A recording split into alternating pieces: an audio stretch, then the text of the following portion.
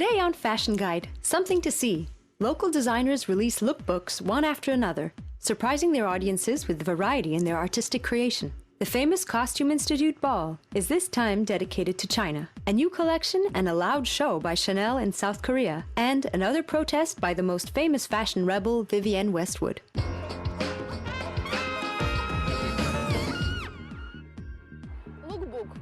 The term lookbook, according to most dictionaries, is a catalog of photographs designed to show images of the original design. In fact, we know that sometimes real lookbooks can be as interesting as a masterful photography project, and the result can be in itself a work of art.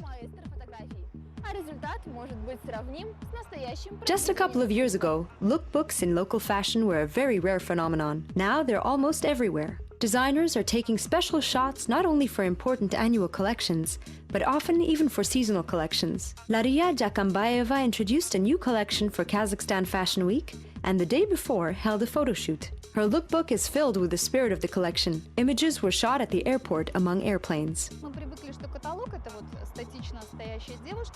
We are used to the convention in catalogs that there should be a girl in a static stance. But apparently that has become a bit boring for designers and for people who are passionate about fashion. There are separate categories. There are movies and pictures and lookbooks. For me, it's something I'm almost used to. Filming a lookbook is a team effort. And it is a process where not only the model and photographer are important, the stylist and makeup artist play a huge role, as they are the ones to present the designer's clothing as a finished image. When other people look at your clothes and say how they imagine it, this is really an interesting experience. In our work, everything was filled with such collaborative inspiration, some sort of chemistry. For example, the model says while shooting, "I want to jump." I say, of course it is necessary to jump, because the main theme is air, so it befits that the model would jump.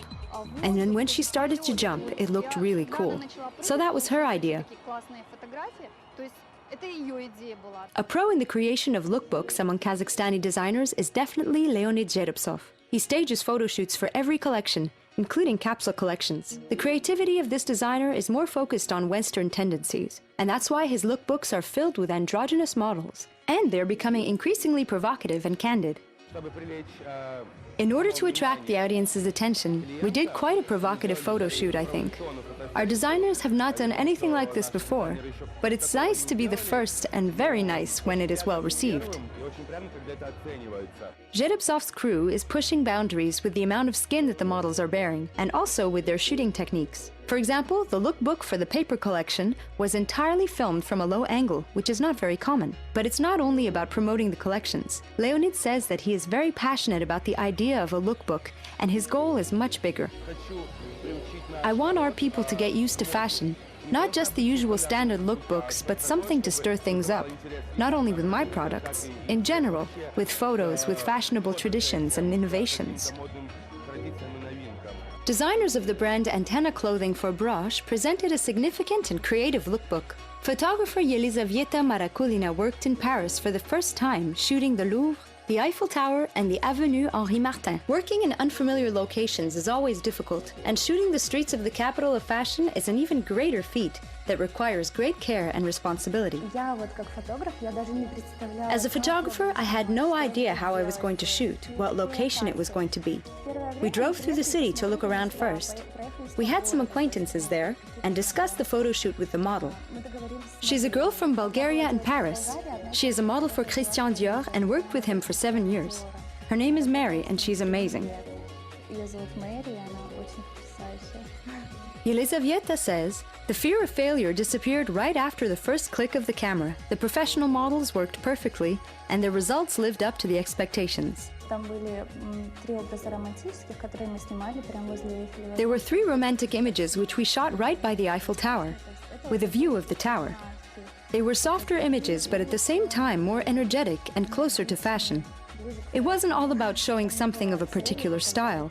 We mixed absolutely everything, even combining seemingly incompatible things.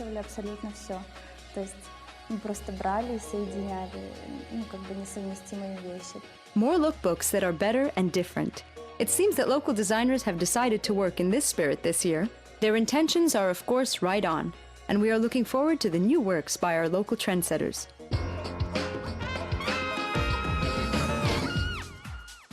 The meeting of East and West in America, New York held a famous costume ball event. This year, the theme was China, through the looking glass. And along with it, it also opened up an exhibition dedicated to the influence of Eastern fashion on Western trends. I'm really excited to see the exhibit.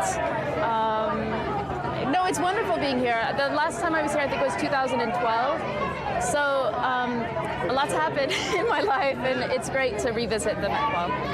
I don't think this is a party. This is all about art, you know. And then I've been here almost 6 times. So I mean, every time is different for me because each year they're doing different thing. And then this year special focus in Chinese. So I feel very special. So I just enjoy it. The gala evening was attended by famous fashion designers, models, and show business stars. 3 famous beauties chose a transparent dress with strategically placed appliques. Singer Beyoncé adorned herself with colorful rhinestones. Kim Kardashian wore a dress with white patterns and feathers. Jennifer Lopez's dress was emblazoned with a red Chinese dragon. Singer Rihanna was queen of the ball, according to the critics. She walked majestically on the steps of the museum in a dizzyingly long golden cape trimmed with fur.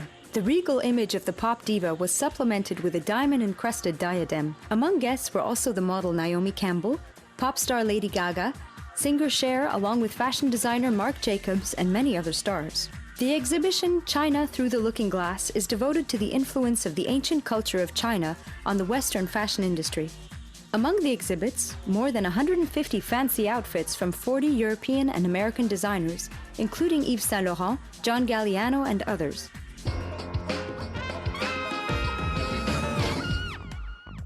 South Korean inspiration for a French fashion house. Chanel introduced a new cruise collection. The theme and place of the show was Seoul. Models rocked the runway with jackets with voluminous sleeves and sloping shoulders, pants and skirts below the knee, multicolored striped dresses with a high waist, and voluminous silhouettes. The pieces were supplemented with 3-dimensional Korean-style accessories, layered pearl necklaces, brooches and bracelets, and cuffs. Models donning black wigs, recreating the time of the royal dynasty Choson girl looks. Lagerfeld was inspired by the kimono and the hanbok. But you know, the concept is it's a modern international version of a typical Korean mood, how we see it for the modern 21st century, but with inspiration from the past, because I love the traditional Korean clothes, materials, patterns and all that. It can also be said that the cruise collection is dedicated to color. More specifically, the combination of colors. There are orange, pink, purple, mint, green, and blue intertwined with each other. A color theme is also befitting the interior of the Dong Diamond Design Plaza, where the show took place. The catwalk became a golf twister, and the guests were located on the circular colored seats. The Chanel collection appeared to be uncompromisingly positive.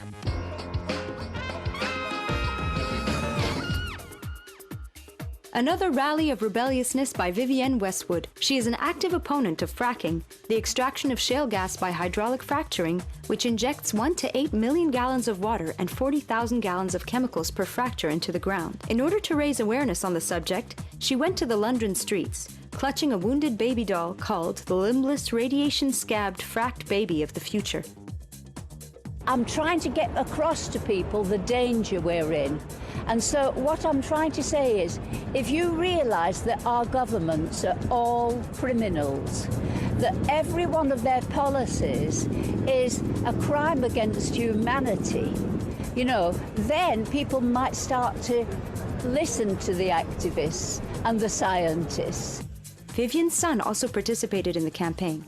We've got to kick fracking out, and we need a proper, sustainable, renewable energy system for this country so we can protect future generations and actually have something to look forward to as an Earth we can all live on, not an Earth that's been completely destroyed. Westwood is well known for her ecological and political activity.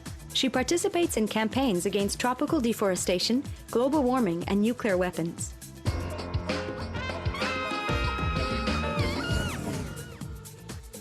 And that's all for today. Stay tuned for more and stay stylish with Fashion Guide on the Kazakh TV channel. See you next time.